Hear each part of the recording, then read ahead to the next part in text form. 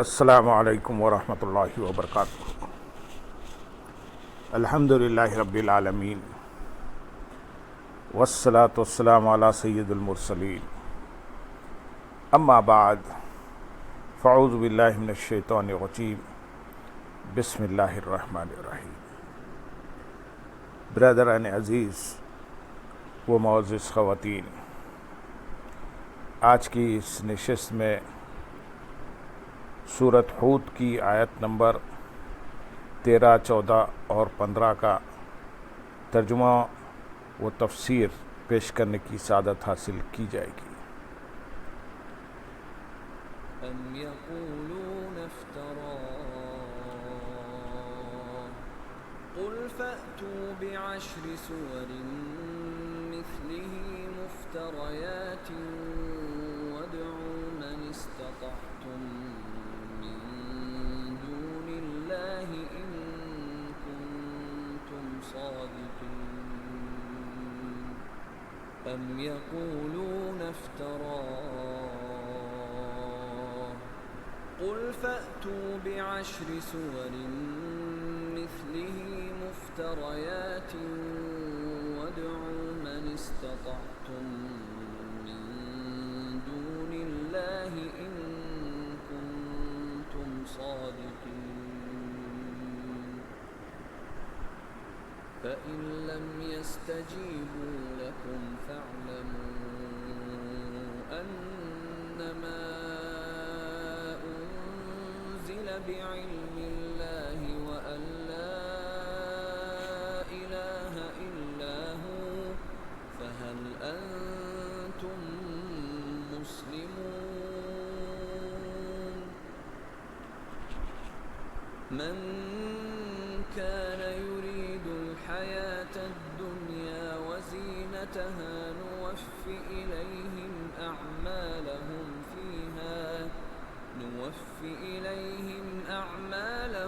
فيها وهم فيها لا يبخسون۔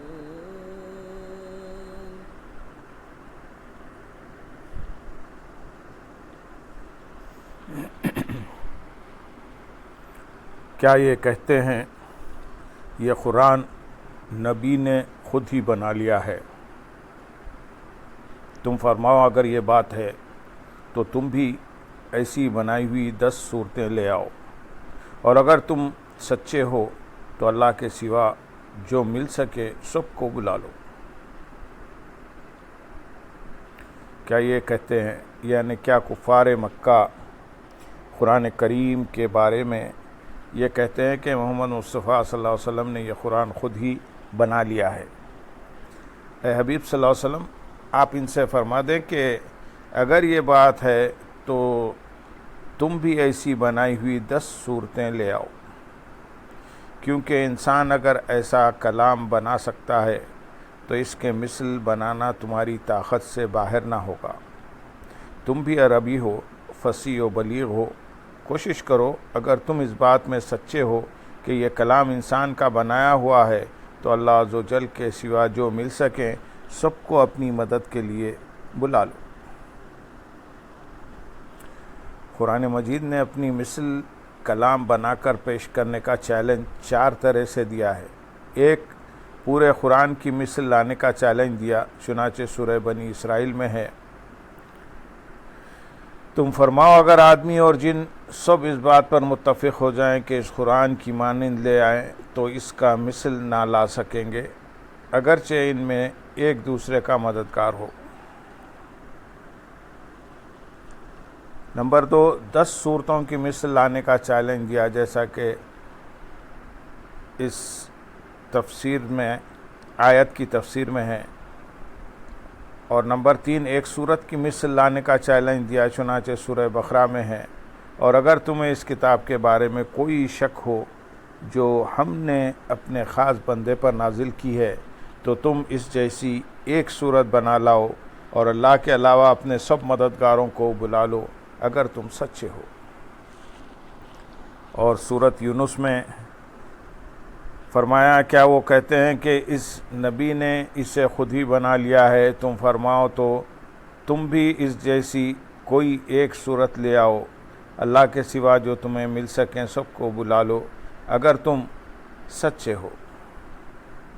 نمبر 4، آخری چیلنج یہ دیا کہ اس جیسی ایک بات ہی بنا لائیں، چنانچہ سورہ طور میں ہے، بلکہ وہ کہتے ہیں کہ اس نبی نے یہ قرآن خود ہی بنا لیا ہے، بلکہ وہ ایمان نہیں لاتے۔ اگر یہ سچے ہیں تو اس جیسی ایک بات تو لے آئیں۔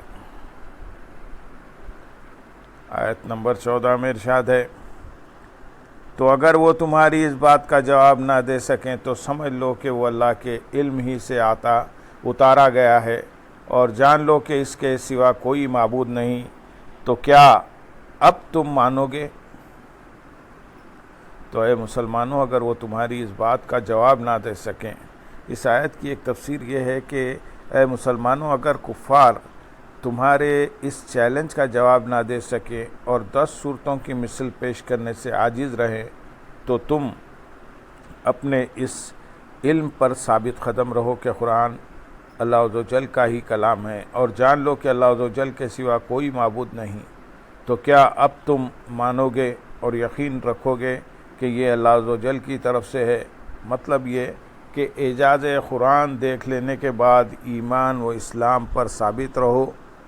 دوسری تفسیر یہ ہے کہ اس سے پہلی آیت میں اللہ تعالیٰ نے کفار سے فرمایا کہ اللہ تعالیٰ کے سوا جو مل سکے سب کو اپنی مدد کے لیے بلا لو، اور اس آیت میں فرمایا کہ اے کافرو، اگر تمہارے مددگار تمہیں کوئی جواب نہ دے سکیں اور تمہاری کوئی مدد نہ کر سکیں تو سمجھ لو کہ یہ قرآن اللہ تعالیٰ کے علم ہی سے اتارا گیا ہے۔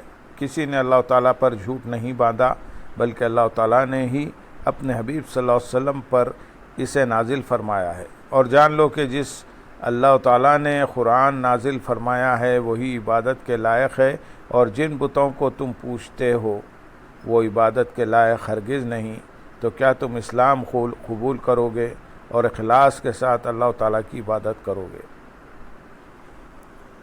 آیت نمبر 15 میں ارشاد ہے، جو دنیا کی زندگی اور اس کی زینت چاہتا ہو تو ہم دنیا میں انہیں ان کے اعمال کا پورا بدلہ دیں گے، اور انہیں دنیا میں کچھ کم نہ دیا جائے گا۔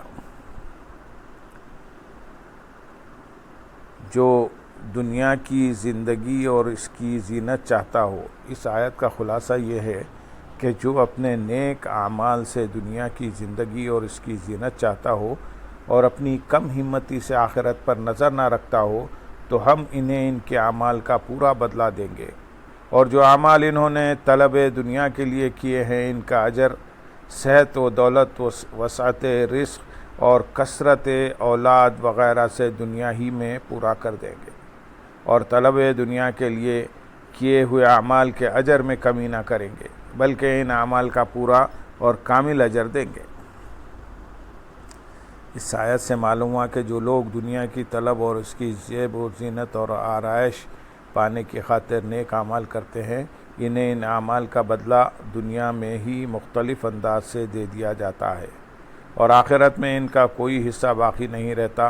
اسی بات کو بیان کرتے ہوئے ایک اور مقام پر اللہ تعالیٰ ارشاد فرماتے ہیں، سورۃ بنی اسرائیل آیت نمبر 18 اور 19 میں، جو جلدی والی دنیا چاہتا ہے تو ہم جسے چاہتے ہیں اس کے لیے دنیا میں جو چاہتے ہیں جلد دے دیتے ہیں، پھر ہم نے اس کے لیے جہنم بنا رکھی ہے جس میں وہ مذموم مردود ہو کر داخل ہوگا، اور جو آخرت چاہتا ہے اور اس کے لیے ایسی کوشش کرتا ہے جیسی کرنی چاہیے اور وہ ایمان والا بھی ہو تو یہی وہ لوگ ہیں جن کی کوشش کی قدر کی جائے گی۔ اللہ تعالیٰ سورہ شعراء آیت نمبر 20 میں ارشاد فرماتے ہیں، جو آخرت کی کھیتی چاہتا ہے تو ہم اس کے لیے اس کی کھیتی میں اضافہ کر دیتے ہیں، اور جو دنیا کی کھیتی چاہتا ہے تو ہم اسے اس میں سے کچھ دے دیتے ہیں، اور آخرت میں اس کا کچھ حصہ نہیں۔ نیز ترمذی شریف میں ہے کہ جب حضرت شفاعہ اصبہی رضی اللہ تعالیٰ عنہ نے حضرت ابو ہریرہ رضی اللہ تعالیٰ عنہ سے عرض کی، میں فلاں کے حق میں عرض کرتا ہوں کہ مجھے کوئی ایسی حدیث سنائیں جسے آپ نے رسول کریم صلی اللہ علیہ وسلم سے سنا، سمجھا اور جان لیا ہو۔ تو حضرت ابو ہریرہ رضی اللہ تعالیٰ عنہ نے فرمایا، اچھا میں تمہیں ایک حدیث سناتا ہوں جسے میں نے حضور اقدس صلی اللہ علیہ وسلم سے سنا، سمجھا اور جانا ہے۔ پھر آپ سسکیاں لینے لگے یہاں تک کہ بے ہوش ہو گئے۔ میں نے تھوڑی دیر انتظار کیا اور جب آپ کو کچھ افاقہ ہوا تو فرمایا، میں تم سے ایک حدیث بیان کرتا ہوں جسے حضور انور صلی اللہ علیہ وسلم نے اس مقام پر مجھ سے بیان فرمایا، اور اس وقت ہم دونوں کے سوا کوئی تیسرا آدمی یہاں نہ تھا۔ پھر آپ سسکیاں لینے لگے یہاں تک کہ بے ہوش ہو گئے۔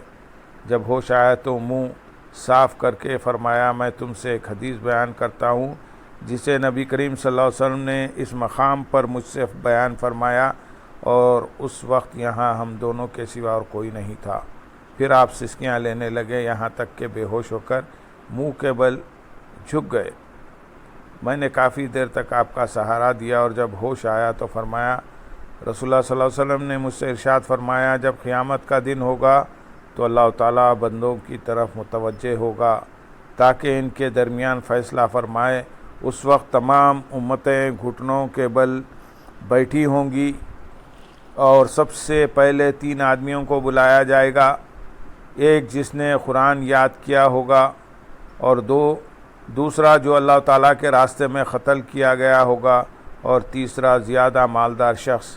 اللہ تعالیٰ اس قاری سے فرمائے گا، کیا میں نے تمہیں وہ کلام نہ سکھایا جو میں نے اپنے حبیب صلی اللہ علیہ وسلم پر نازل کیا تھا؟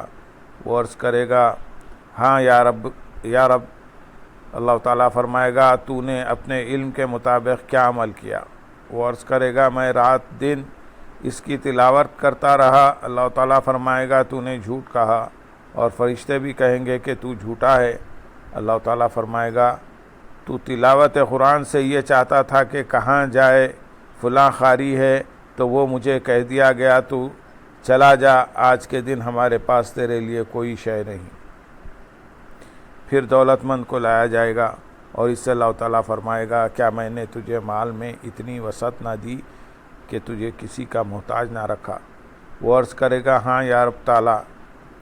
اللہ تعالیٰ فرمائے گا، میری دی ہوئی دولت سے تو نے کیا عمل کیا؟ وہ عرض کرے گا، میں اس کے ذریعے قریبی رشتہ داروں کے ساتھ صلہ رحمی کرتا اور خیرات کیا کرتا تھا۔ اللہ تعالیٰ فرمائے گا کہ تو جھوٹا ہے، اور فرشتے بھی کہیں گے کہ تو جھوٹا ہے۔ اللہ تعالیٰ فرمائے گا، تو صلہ رحمی اور خیرات سے یہ چاہتا تھا کہ کہا جائے فلاں بڑا سخی ہے، تو ایسا کہا جا چکا ہے، اب تو چلا جا، آج کے دن ہمارے پاس تیرے لیے کوئی شے نہیں۔ پھر شہید کو لایا جائے گا، تو اللہ تعالیٰ فرمائے گا، تو کس کے لیے قتل ہوا؟ وہ عرض کرے گا، تو نے مجھے اپنے راستے میں جہاد کرنے کا حکم دیا، تو میں نے لڑائی کی یہاں تک کہ میں شہید ہو گیا۔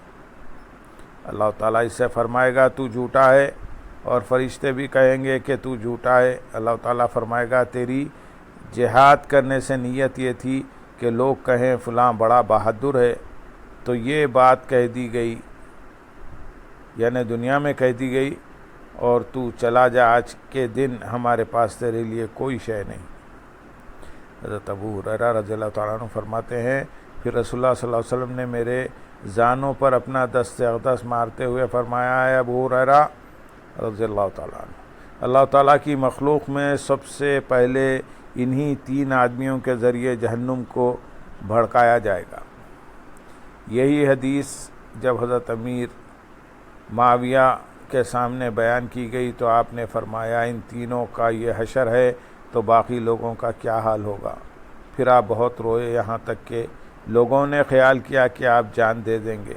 پھر جب امیر معاویہ کو ہوش آیا تو آپ نے چہرہ پونچھ کر کہا، اللہ تعالیٰ اور اس کے رسول صلی اللہ علیہ وسلم نے سچ فرمایا۔